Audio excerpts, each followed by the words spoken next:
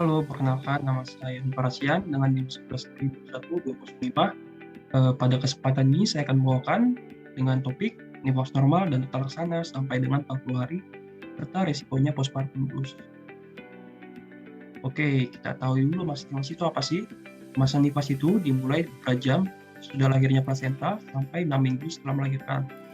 Dan juga dimulai setelah kelahiran plasenta dan berakhir ketika alat-alat kandungan kembali seperti keadaan sebelum hamil yang berlangsung kira-kira sampai 6 minggu atau 42 hari.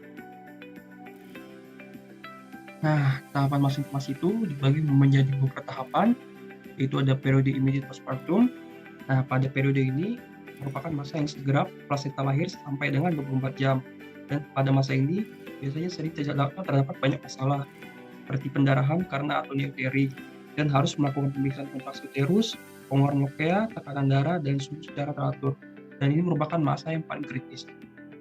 Kemudian selanjutnya ada periode early postpartum kurang dari 24 jam sampai 1 minggu. Nah, pada masa ini kita harus pastikan involusi uteri dalam keadaan normal, tidak ada pendarahan, lokea tidak bau-bau busuk, dan tidak demam. Kemudian ibu juga harus cukup mendapat makanan cairan serta ibu dapat menyusui dengan baik. Nah, pada fase ini, ibu sudah memiliki keinginan untuk merawat dirinya dan diperbolehkan berdiri dan berjalan untuk melakukan perawatan. Kemudian ada periode late postpartum, itu kurang dari 1 minggu sampai 6 minggu atau 42 hari. Nah, pada periode ini tetap melakukan asuhan dan pemeriksaan sehari-hari serta konseling perencanaan KB. Yang terakhir ada remote puerperium. Pada masa ini diperlukan untuk pulih dan sehat dan terutama bila selama hamil atau bersalin memiliki penyulit atau komplikasi. Kemudian ada involusi. Nah, involusi ini apa sih? Menurut KBBI, involusi merupakan kembalinya bentuk tubuh seperti semula. Pada involusi uterus, kita ketahui uterus akan kembali setelah pasca kehamilan. Proses ini dimulai segera setelah plasenta keluar akibat kontraksi otot polos uterus. Nah, salah satu komponen involusi ini terjadi penurunan fundus uteri. Kita bisa lihat ini dari hari pertama sampai hari yang ke-10 terjadi penurunan. Selanjutnya ke serviks. Nah, di mana serviks ini setelah bayi lahir tangan masih dapat masuk ke rongga rahim. Namun setelah persalinan bentuk serviks agak menyangga seperti corong berwarna merah kehitaman dan konsistensinya lunak, kadang disertai perlukaan-perlukaan kecil. Nah, setelah 7 hari terdapat involusi, yaitu hanya dapat dilalui satu jari atau terjadi penyempitan kembali pada serviks. Kemudian ada ligamentum rotundum. Nah, ligamentum rotundum ini merupakan ligamen yang merenggang apabila ibu pada masa kehamilan. Nah, apabila perenggangan ligamen ini akan memicu rasa nyeri pada ibu.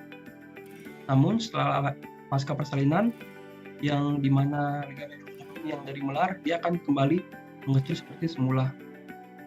Kemudian ada lokia. Lokia itu apa sih? Lokia itu adalah sekret yang berasal dari kapung uteri vagina dalam masa nifas, dan lokia purulenta itu juga disebut sebagai terjadi infeksi keluar cairan seperti nana bau busuk. Sedangkan kalau lokia tidak lancar keluar seperti lokia diasis. Jenis lokia itu ada beberapa macam. Ada lokia rubra 3-4 hari pasca persalinan.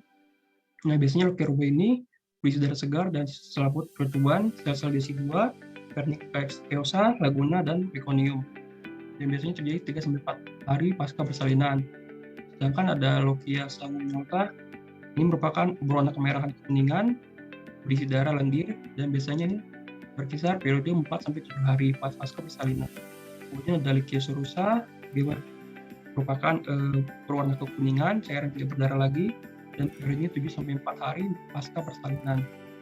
Yang terakhir ada lokia alba, di mana lokia alba ini pengeluarannya berwarna putih kekuningan dan mengandung sel-sel darah putih, sel epitel, selaput lendir, serviks, dan selaput jaringan yang mati dan berlaku dan 2-6 minggu pasca persalinan. Dan bisa lihat di sini dari lokia rubra, lokia sanguinata, lokia serosa, dan lokia alba yang paling terakhir.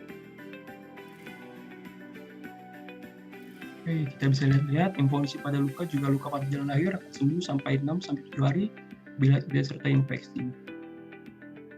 Kemudian, rasa sakit atau after pain, disebabkan oleh kontraksi otot rahim biasanya akan menghilang 2 sampai 4 hari pasca persalinan.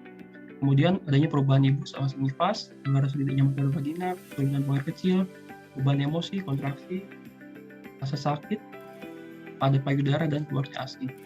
Kemudian untuk kekerasan masa nifas ada beberapa, yaitu kita harus memenuhi gizi agar dapat cepat pulih, menjaga kebersihan agar tidak terinfeksi, menghindari aktivitas berlebih, dan melakukan kontrol atau kunjungan setidaknya 4 kali, yaitu 6 sampai 8 jam setelah persalinan atau sebelum pulang rumah sakit, 6 hari setelah persalinan, 2 minggu setelah persalinan, dan 6 minggu setelah persalinan. Oke, untuk postpartum blues ini disebabkan karena tidak seimbangannya zat kimia di otak dan membuat penderita ini merasa putus asa harapan dan merasa tidak menjadi ibu yang baik sampai tidak mau mengurus anaknya. Nah, resikonya postpartum ini biasanya setelah pasca melahirkan, dan karena kadar hormon estrogen dan progesteron dalam tubuh ibu akan terus drastis atau tidak seimbang, sehingga menyebabkan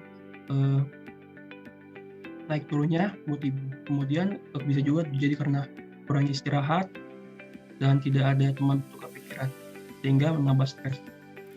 Oke, untuk gejala postpartum blues ini ada beberapa, yaitu mudah tersinggung, menangis terus, putus asa, merasa gelisah tanpa alasan yang jelas, berpikir untuk melukai diri sendiri atau bayi, tidak dapat tidur atau tidur lama, tidak ingin bersosialisasi dengan keluarga atau teman, dan kehilangan nafsu makan atau malah makan berlebih. Terus katanya, ya, terima kasih.